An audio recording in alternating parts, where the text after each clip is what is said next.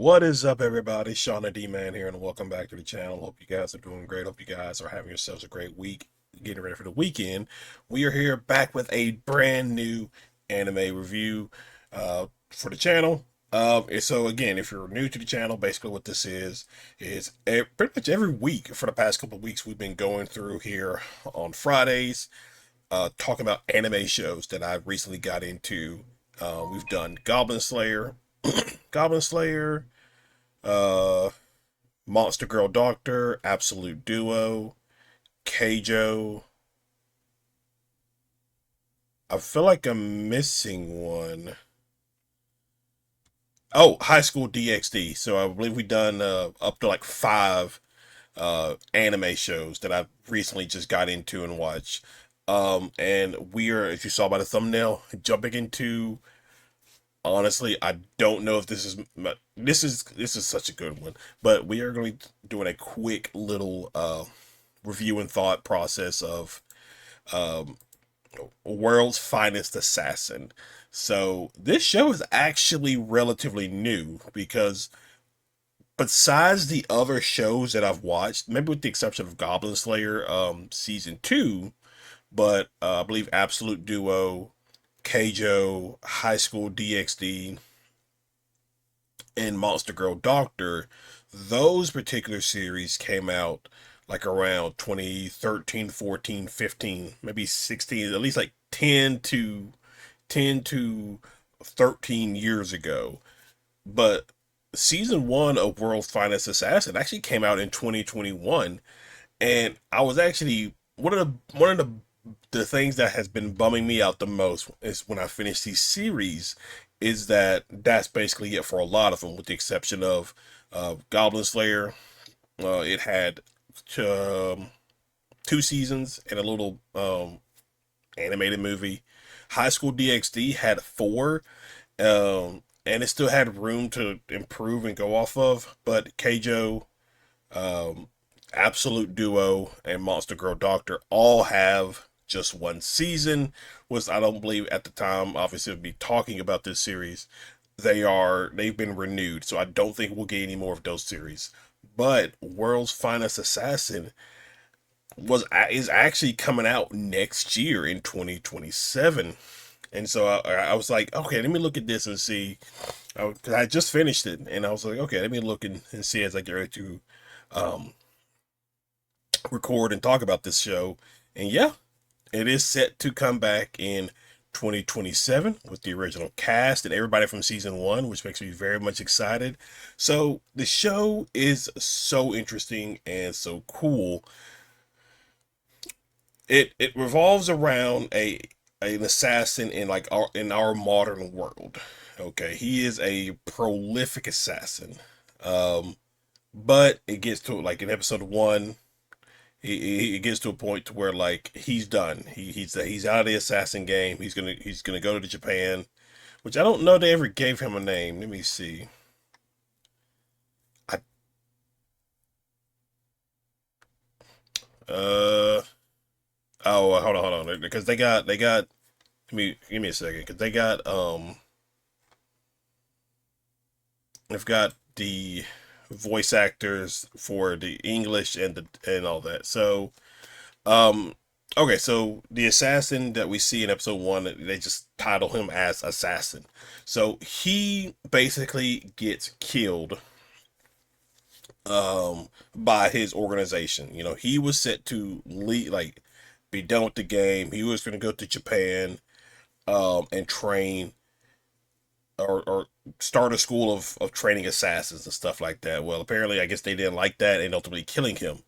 He gets recruited by this entity known as the Goddess. So the Goddess is someone who has been trying to find somebody to take out the hero in this one particular world. Because the way it goes is the hero will defeat the demon lord, but then he kind of like turns evil, I suppose, and destroys the entire world. So she needs somebody to defeat the hero, and you see throughout the episodes, particularly probably like episode maybe 5 or 6 on, you see these random moments in the episodes where there's like a countdown. It's like 40 years ago, 35 years ago, 30 years ago.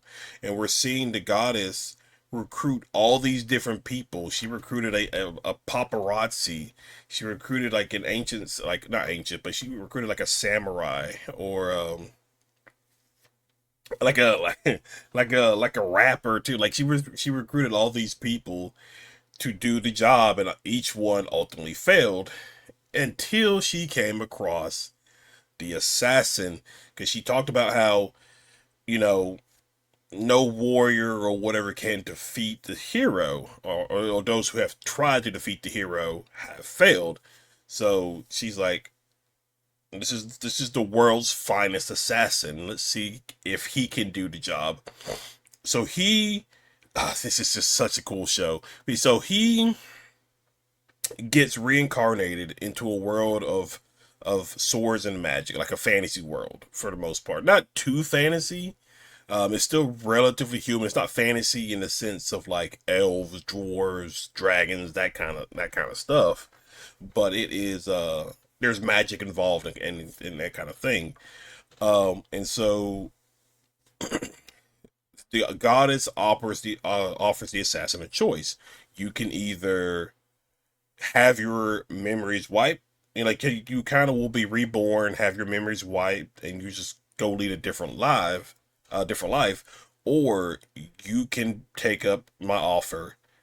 You can keep all your memories of your previous life, but in return, you're the one that is supposed to kill the hero. He ultimately takes the job. He gets reborn. So he's reborn as, how did you pronounce these names? Are, oh, I guess it's Lugh. It sounds like Luke. There were several times just like listening, like I was listening with the, like, I think it's dubbed or whatever, and a lot of times it sounded like they said Luke. But I think it's so Lugh to Holiday. I'm gonna butcher these names. I am gonna butcher these names. So he gets born into this family of assassins. And one of the most interesting things is, before he's reborn, the goddess gives him uh options of attributes and skills. And there's like, oh man, how many skills? He said it was like there's well over like 100,000 skills that he can choose from. But he can only pick five, while the hero actually has like 30 skills at his disposal. Um, so he picks his five skills, like he picks an S rank, an A rank, a B. He basically just goes down the line, A, B, C, D. He just, or S, A, B, C, D. He just basically goes down the line and picks his skills he's want. Some of them are like faster regeneration of mana, that kind of stuff. And then he picks his attributes, and so he gets reborn. And obviously, he has all the memories of his previous life as an assassin. And so throughout the series, you kind of see that, where some of the same skills and knowledge that he has of his previous life all come into play here. Like he creates a pressure cooker for people in Avalon Kingdom, if I said the name of that place right. He creates moisturizer for this world, and so like the knowledge that he has from his previous life all come into play to help prepare him for when he ultimately faces off against the assassin. So he has to defeat the assassin within 18 years.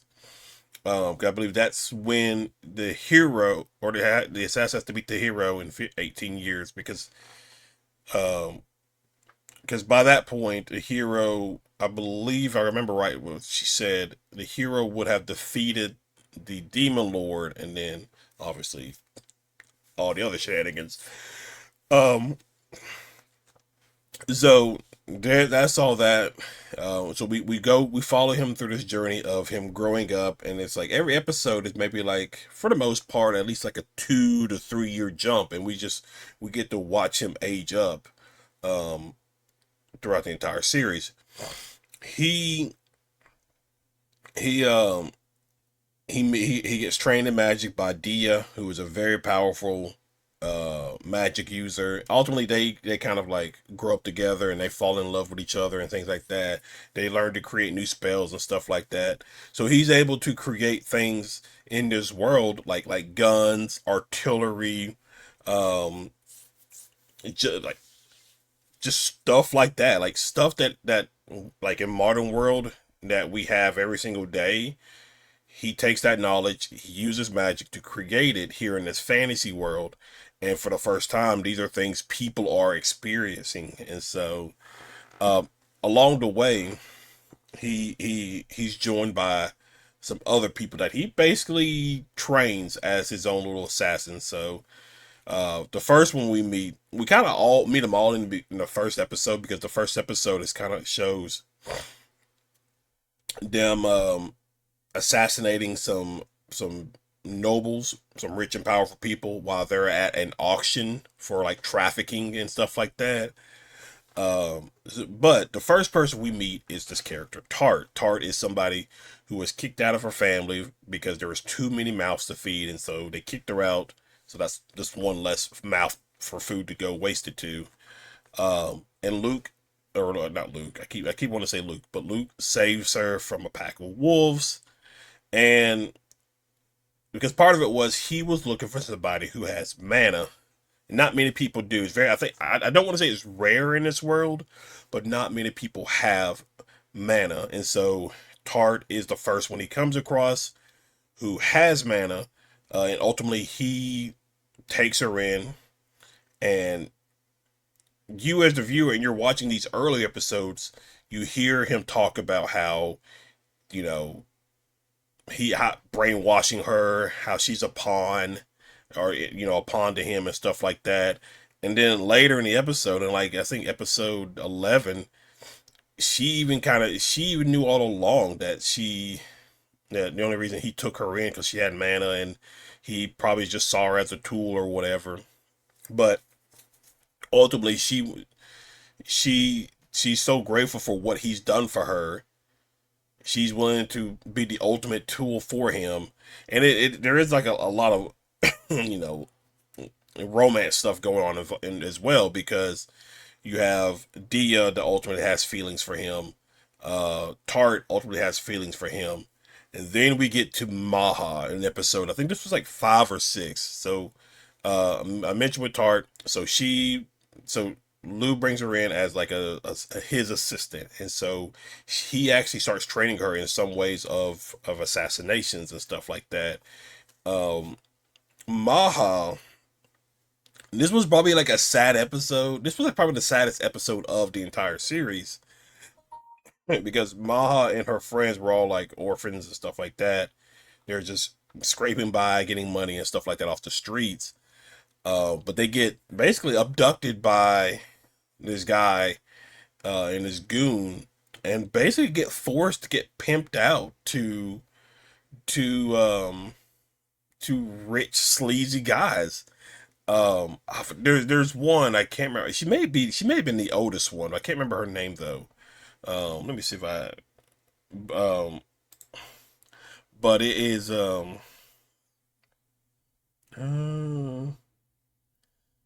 probably can't even find her name, but that's okay. And so you have it to where like these guys, these they're all getting pimped out.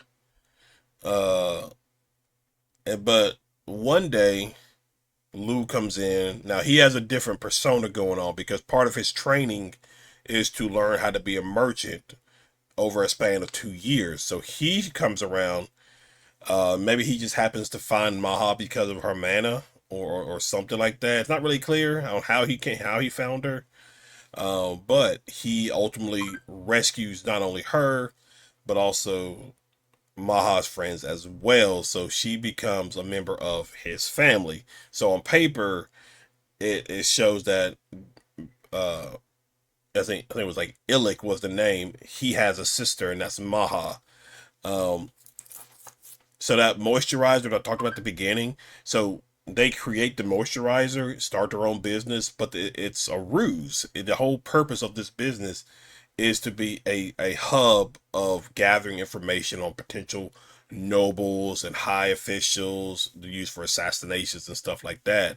And is a way as the second identity for Lugh to go in and do his assassinations if he needs to. And so, but so you have Dia, Tart, and even Maha basically all having feelings for him. And I think Tart, it hits the most with her because like because Lou has feelings for Dia obviously, and she just oh man, it was just so sad. She like just breaks down in tears. Um, cause she really cares about him and things like that. But the ultimate thing about this season is like Lou defeats the hero, and I'm very curious on what season two was going to play into, because again, one of the things was he couldn't defeat the hero too early, otherwise the hero won't be around to defeat the demon lord. So it's not clear on if the hero has killed the demon lord at this point of the meeting in the final final episode or not. So it's not really clear on that, but I guess we'll find out when season two drops next year. The animation, loved it. Like it was really really good. That's something like I've mentioned through like all of these series is the animation has been just really really outstanding, and I really really like the looks of it. The magic's actually really really cool because we get to see them do um we see him like in the beginning parts of the season. We see him work with like making like different types of metal. So you like they make gold, to make copper, to make iron, and then it just for Lou, it just keeps evolving till he starts making like rifles, and it is pretty wild. It is really really cool. I thought it was a really really cool thing to see. Very very unique too. Um, let me see. Let me try to find. So this show has oh wow, this was a lot of people like this series. This had over on Crunchyroll over 100,000 people liked it. Obviously, it has a 4.7 rating. It is close to a 5 star. And that is um oh wait, I'm not even am I not even oh I am. Okay. And so that's good. That's one of like all the shows that I've watched have all been pretty much 4.5 and above. Like a lot of people seem to like these shows. And I really, really liked it. I thought again, the animation was good. I thought the voice acting was good. I'm very, very much excited to see what season two has to offer when it drops next year. I'm definitely keeping my eye on it for sure. So I think with Crunchyroll they do like episode like weekly episode releases. So if they do that, then I may even just take the time and do uh much deep not deep, well I guess you could probably say deeper, much more in-depth episode reviews of this particular series. But yeah, like I said, loved it, enjoyed it, very much looking forward to see what the next season has to offer. That is relatively it for this little review of World's Finest Assassin. I don't know what I said right there at the end. If you are new to the channel, be sure you hit that like and subscribe button, comment below. You can also follow me on my Rumble, Kick, Twitch, um, the Shawnee D Man Gaming channel, and the Nerd Talk podcast on Spotify. All that you can find down in the description below. But guys, thank you again for hanging out. Thank you guys again for watching, and I will see you all in the next video. Y'all have a good one.